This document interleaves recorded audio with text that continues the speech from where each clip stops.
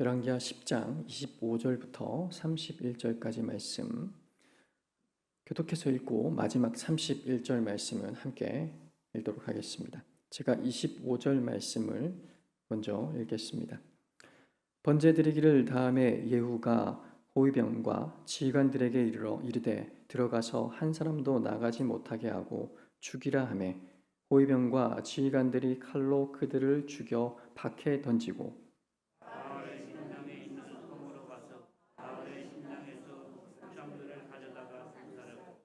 바알의 목상을 헐며 바알의 신당을 헐어서 변소를 만들었더니 오늘까지 이르니라.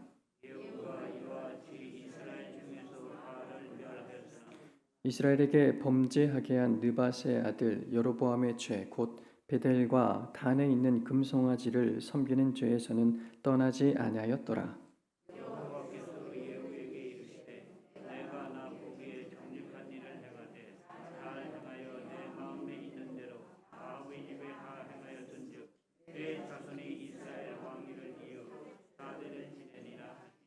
같이 읽겠습니다. 그러나 예후가 전심으로 이스라엘 하나님 여호와의 율법을 지켜 행하지 아니하며 여로보암이 이스라엘에게 범하게 한 그 죄에서 떠나지 아니하였더라. 아멘. 하나님을 의식하지 않으면이라는 제목을 가지고 함께 말씀을 나눴으면 좋겠습니다. 열왕기서를 여러분 많이 살펴보셨으니까 아실 테지만 열왕기서에는 40여 명의 왕들이 등장합니다. 그리고 열왕기서의 기자는 그들의 통치가 어떠했는가를 짤막하게 평가하기도 하고 기록을 통해서 그들이 어떤 사람들이었는지를 평가하기도 합니다. 그런데 대부분의 왕들을 살펴보시면 악한 길로 가게 된 것을 우리는 볼 수가 있습니다. 그런데 우리가 이 열왕기서를 좀 더 살펴보면 어떤 왕들도 처음부터 악한 길을 가려고 하지 않았다라는 것입니다. 그런데 왕권을 유지하려다 보면 참 많은 유혹들이 따라온 것 같습니다. 눈에 보이지 않는 하나님, 이 눈에 보이지 않는 하나님을 의지한다는 것, 이것이 얼마나 힘든 일인지, 그리고 눈에 보이는 욕망에서부터 자신을 지킨다라는 것, 이것이 얼마나 어려운 일인지를 우리는 이 왕들을 통해서 알게 되는 것 같습니다. 저는 이 이스라엘과 유다의 왕들이 의도적으로 악한 길을 걸어가거나 위선적인 사람이 된 것이 아니라면 과연 문제가 무엇일까 이것을 한번 생각해 보았습니다. 결국 그들을 올바로 가게 하는 것, 선한 길로 인도할 수 있는 것은 믿음이 아닐까, 강력한 신앙이 아닐까라는 생각을 했습니다. 그들에게 부족했던 것이 믿음이 아닐까라는 생각입니다. 전이라는 단어를 여러분 잘 아시죠? 누군가에게 영향을 받아서 동화된다는 겁니다. 조폭 3명이 갇힌 교도소가 있었습니다. 그곳에 예수님께서 같이 갇히셨습니다. 예수님이 조폭이 되시겠습니까? 아니면 이 조폭이 예수님처럼 선한 사람이 될 수 있겠습니까? 여러분이라면 어떤 생각을 할 수 있을까요? 우리 중에 아무도 예수님께서 조폭이 되리라고 생각하는 분들은 없을 겁니다. 왜냐하면 이 예수님의 영향력은 너무나도 강력하다라는 것을 우리는 알기 때문입니다. 그런데 잘 생각해 보시기 바랍니다. 우리는 예수님을 믿습니다.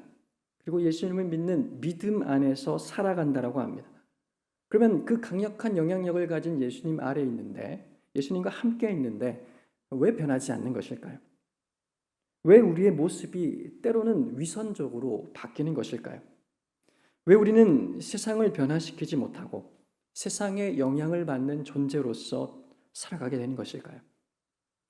아마도 둘 중 하나가 아닐까 싶습니다. 우리 안에 계신 예수님께서 능력이 없으신 분이시든지 아니면 우리가 예수님을 내 안에 모시고 산다라고 하면서도 그것이 위선적인 것, 거짓이 아닌가라는 겁니다. 지금 이 열왕기서에 나타나는 수많은 왕들에게 일어나는 문제가 과연 무엇일까요?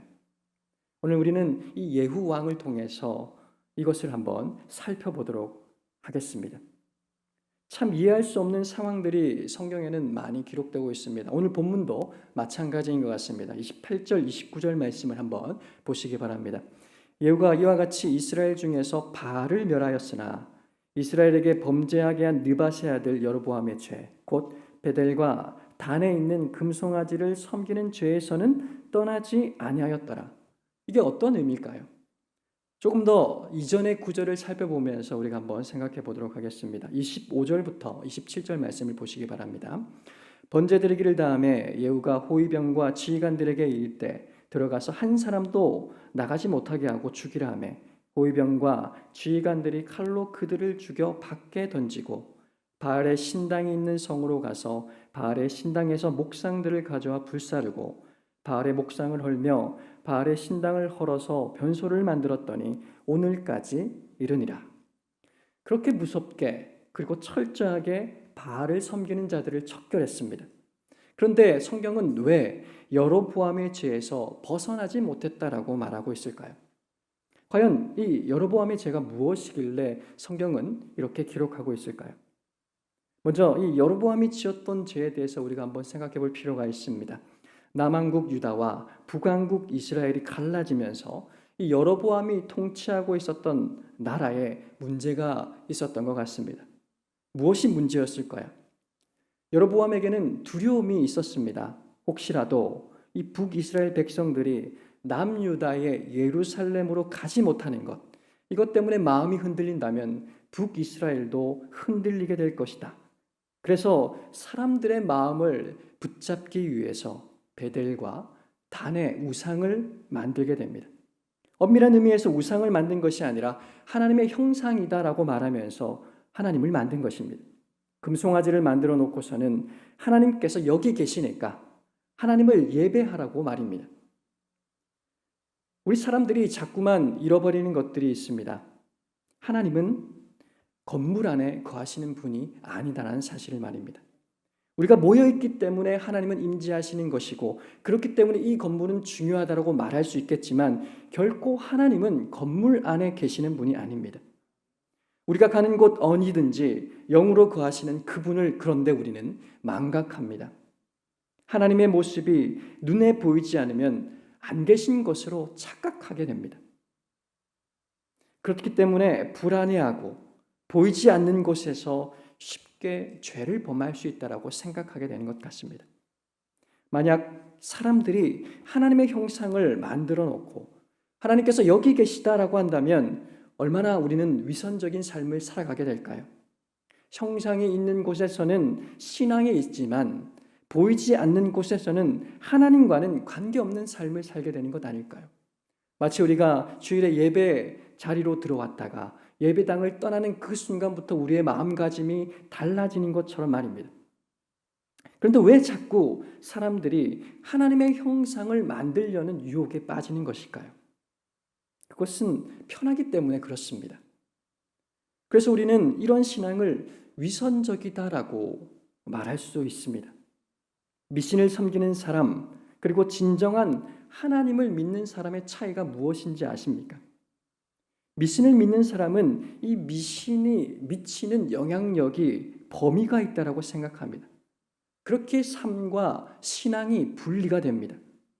하지만 하나님을 믿는 사람들은 우리 안에 하나님께서 예수님께서 계시다라는 사실을 알기 때문에 어디든지 어디에서든지 시종여일한 삶을 살아가게 됩니다.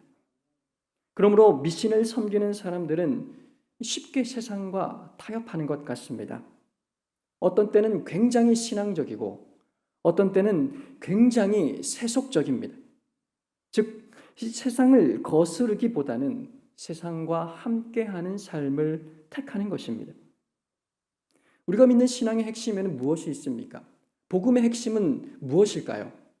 우리가 잘 알듯 십자가라고 합니다. 이 십자가가 여러분 무엇인지 잘 알고 계시지요?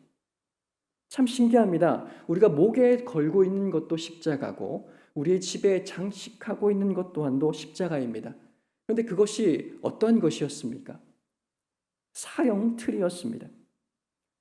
이건 보통의 사형틀도 아닌 로마 당시 체제를 반항하며 반역하는 사람들을 죽이는 극형의 틀이었습니다. 우리가 그 무서운 십자가 상징을 목에 매달고 있습니다. 교회의 가장 높은 곳에 매달아 놓고 있습니다. 그 이유가 무엇입니까? 우리가 그렇게 세상과 타협하지 않고 살아가겠습니다라는 것을 상징하는 것 아닐까요? 십자가의 죽음은 아무나 죽을 수 있는 것이 아니라 이 세상을 부정하고 하나님 나라를 위해서 살겠다라고 하는 사람들이 지는 것입니다. 우리가 주님을 믿고 하나님을 따르겠다라는 것은 우리 또한도 그렇게 십자가를 지겠다는 것과 같은 것 아닐까요? 세상의 체제에 대항하며 살아가겠다는 말 아닐까요? 위선적인 삶을 살지 않겠습니다라고 고백하는 것 아니겠습니까? 다시 오늘 이 예후왕으로 한번 돌아가 보겠습니다.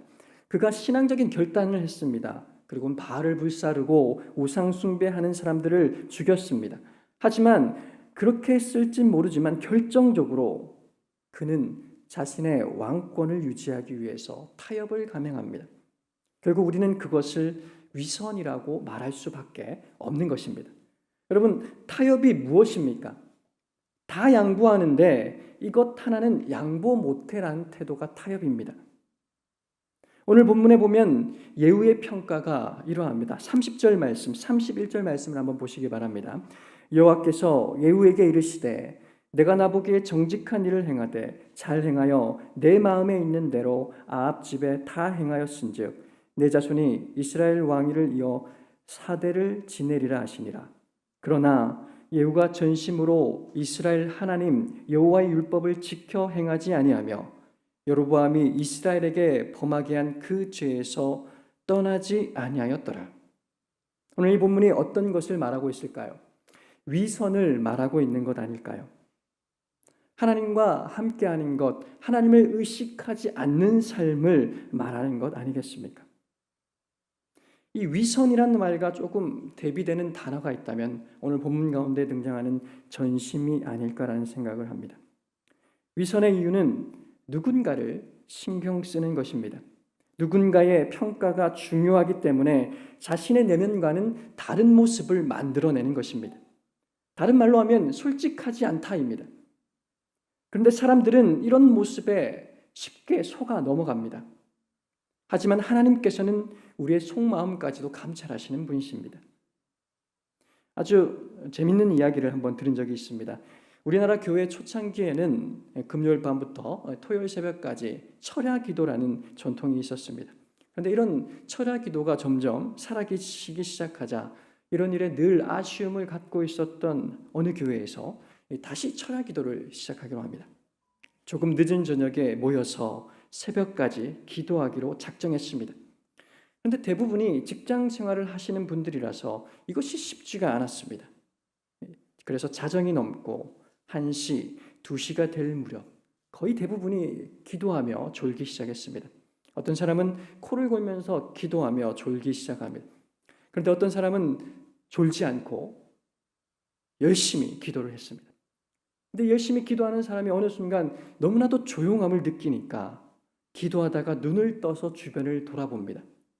그러자 모든 사람이 다 자는 것을 확인하게 되었습니다. 장로님도 목사님도 집사님도 모두가 자는 광경을 보게 됐습니다. 이런 모습을 본 그 열심히 기도하는 사람이 하나님께 이렇게 기도를 했습니다. 목사님, 장로님, 집사님 할 것 없이 다 이런 모양입니다. 하나님. 하나님께서 얼마나 민망하십니까? 그때 하나님께서 이 사람에게 이렇게 말씀하셨다고 합니다. 아무개야, 그렇게 깨어서 남의 흉이나 볼 것이면 너도 얼른 자거라. 어쩌면 기도 시간에 자는 것보다 깨어서 남을 정죄하는 것이 더 나쁜 것 아닐까요?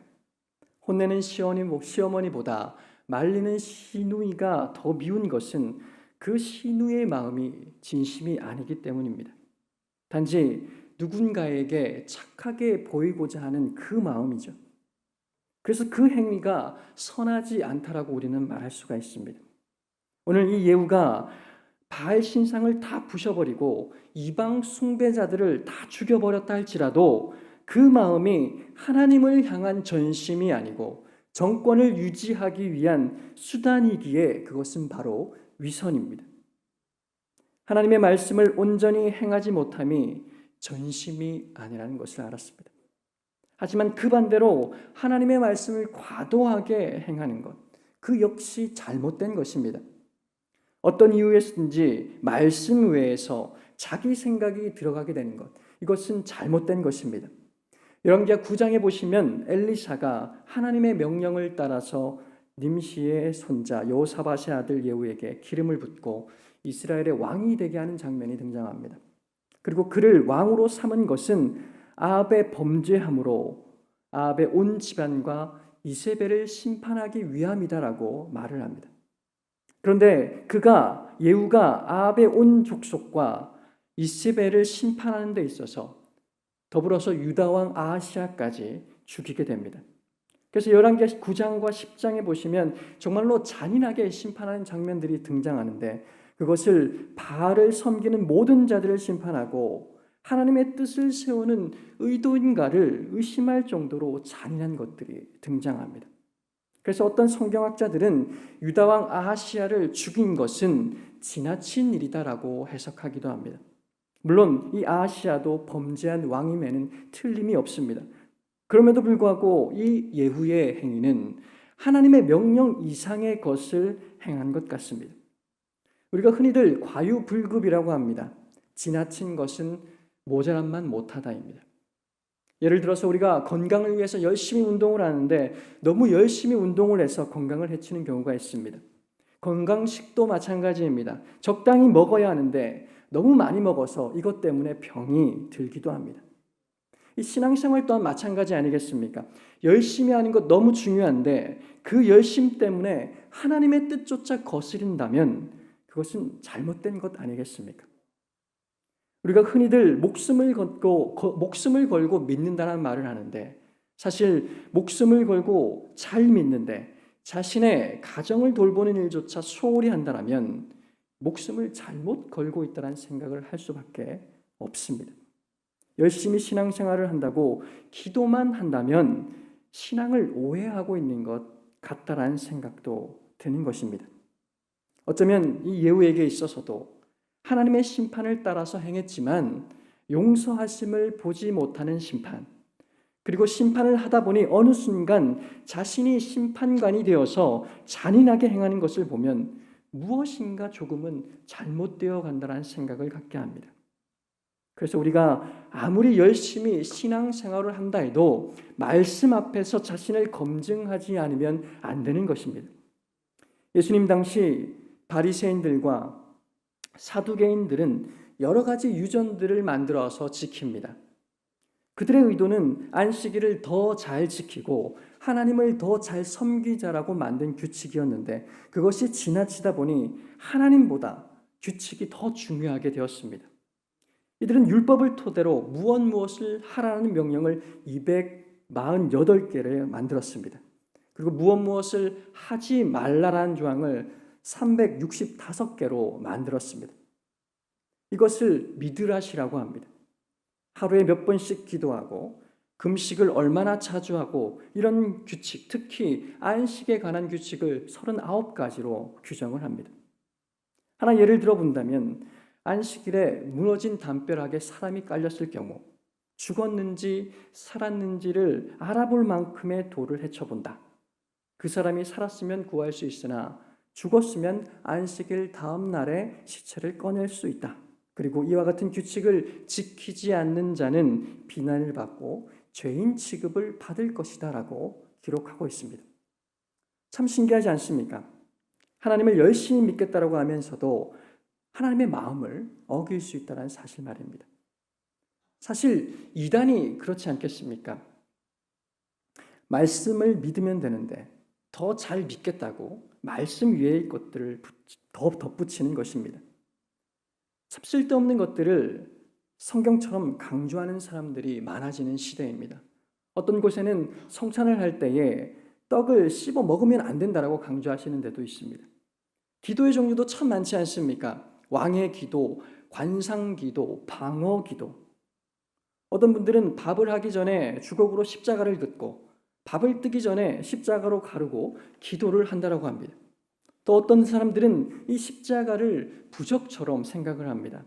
십자가를 걸어 놓으면 악귀가 물러간다라고 마치 부적을 붙여놓고서는 나쁜 일이 생기지 않도록 비는 사람처럼 사용을 합니다. 기도를 하면서 귀신을 쫓아낸다라고 때리는 것들도 잘 아시지 않습니까?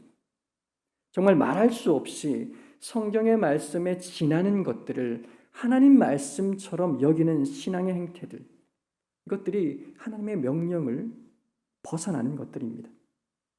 물론 우리가 개인의 상황과 취향에 따라 여러 모양들을 가질 수는 있습니다. 그러나 말씀을 벗어나는 것들로 우리 신앙의 영향을 받아서는 결코 안 될 일 아니겠습니까?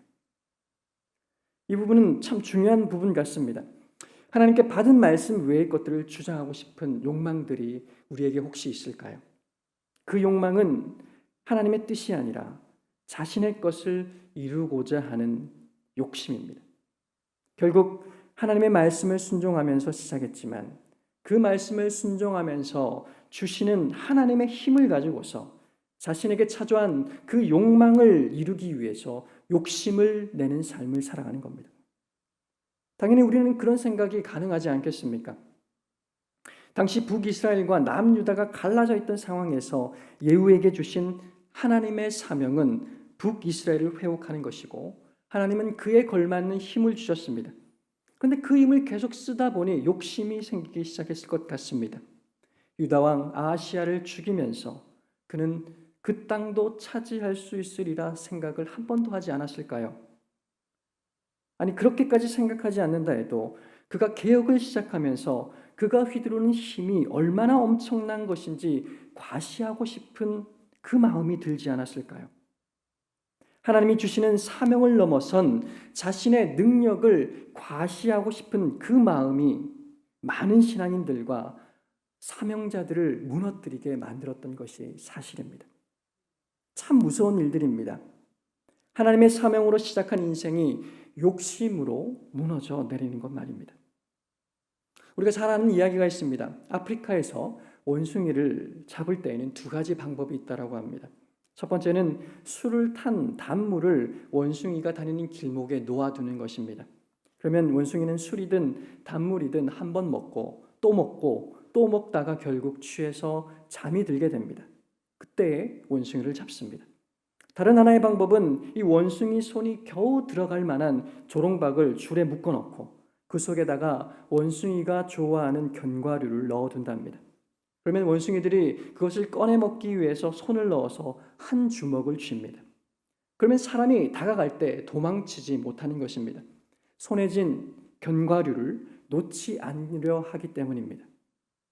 이것 둘 다 원숭이의 욕심을 이용해서 원숭이를 잡는 것입니다. 사탄이 우리 인간을 잘못되게 하는 가장 쉬운 방법이 무엇일까요? 바로 욕심입니다.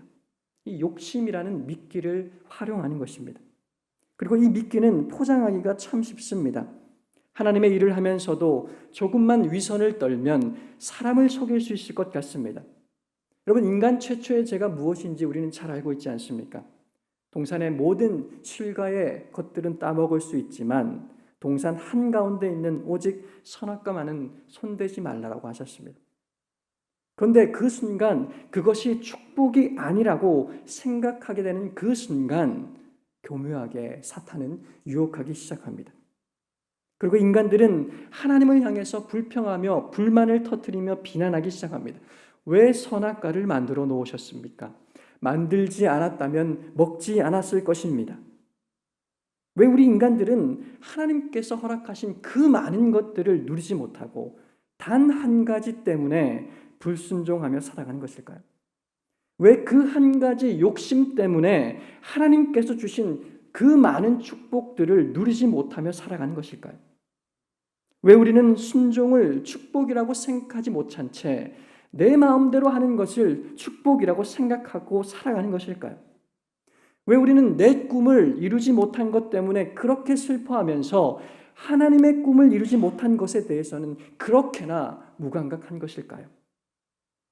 우리의 삶에 불만이 생기는 것은 부족함 때문이 아니라 욕심 때문 아닐까요? 열왕기하 10장 16절에 보면 이렇게 말씀합니다. 이르되 나와 함께 가서 여호와를 위한 나의 열심을 보라 하고 이에 자기 병거를 태우고. 여러분, 이 구절이 벌써 이상하지 않습니까? 예후의 열심이 자신을 위한 것 말입니다. 결국 열심을 가장한 그의 욕망이 불거져 나오고 있는 것 아닙니까? 예후는 하나님에 대한 대단한 열심이 있었습니다. 그래서 이스라엘 전 지역을 돌아다니면서 아합 집과 관련된 사람들을 찾았고 하나님의 명령대로 그들을 죽입니다. 뿐만 아니라 이스라엘 땅을 우상 숭배의 땅으로 만들어 버렸던 바알과 바알 숭배자들과 선지자들 모두 죽였으며 바알 신전과 우상을 파했고 심지어 이 바알의 신전을 화장실로 만들어 버렸습니다.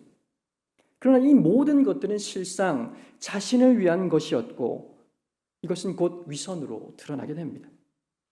마태복음 6장 1절 말씀에 보면 사람에게 보이려고 그들 앞에서 너희 의를 행하지 않도록 주의하라. 그리하지 아니하면 하늘에 계신 너희 아버지께 상을 받지 못하느니라 라고 말씀합니다.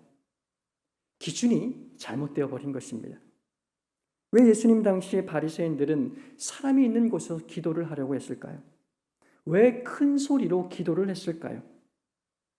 우리가 끝까지 하나님을 의식하지 않는다면 그렇게 무섭게 우리의 열심이 변질될 수 있다는 것을 오늘 예우를 통해서 우리는 보게 됩니다. 끝까지 하나님을 의식하지 않는 그 어떤 것도 위선이란 것을 기억할 수 있었으면 좋겠습니다. 오늘 말씀을 통해서 우리는 아주 중요한 것을 깨닫습니다. 끝까지 하나님을 의식하지 않는 우리의 행동들은 위선을 낳을 수밖에 없다는 사실입니다. 우리 인간에게 가장 치명적인 유혹은 바로 위선이 아닐까요?